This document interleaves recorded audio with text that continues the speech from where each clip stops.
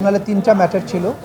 একটা 2017 সালের একটা পুরাতন মামলা ছিল, যেটার আসামিরা অধিকাংশই মারা গিয়েছেন। আজকেও সর্বশেষ 2জন আসামি মৃত্যুবরণ করার কারণে তাদের ব্যাপারে কারাগার থেকে রিপোর্ট এসেছে এবং তাদের যেহেতু মৃত ব্যক্তির বিরুদ্ধে মামলা চলে না, সেই কারণে কারা কর্তৃপক্ষের রিপোর্ট অনুযায়ী সেই 2জনের বিরুদ্ধে মামলাগুলো অ্যাবেট হয়ে গেছে, অর্থাৎ সেই অংশটুকু এখন থেকে আর চলবে না।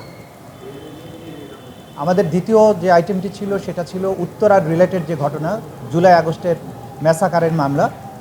সেখানে আমরা 2 মাসের তদন্ত রিপোর্ট দাখিলের জন্য সময় বৃদ্ধি করার আবেদন জানিয়েছি। আদালত সেটা মঞ্জুর করে 12ই মে পরবর্তী তারিখ নির্ধারণ করেছেন।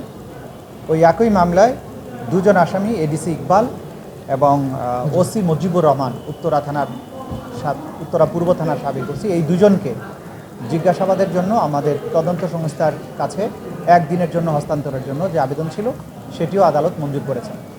উত্তরার ব্যাপারে যেটা আমরা বলেছি যে এই জুলাই আগস্ট এই ছাত্র অভ্যুত্থান, জনতার অভ্যুত্থান চলাকালে সেখানে এই যাদের 2জনের ব্যাপারে আমরা ইন্টারোগেশন চেয়েছি, এদের নেতৃত্বে প্রায় 2 শতাধিক ছাত্র জনতাকে সেখানে হত্যা করা হয়।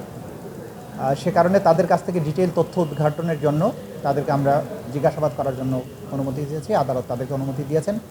ওসি মুজিবুর রহমানকে 16ই মার্চ তারিখে এবং এসি ইকবাল তাকে 18ই মার্চ তারিখে জিজ্ঞাসাবাদের জন্য অনুমতি প্রদান করেছেন।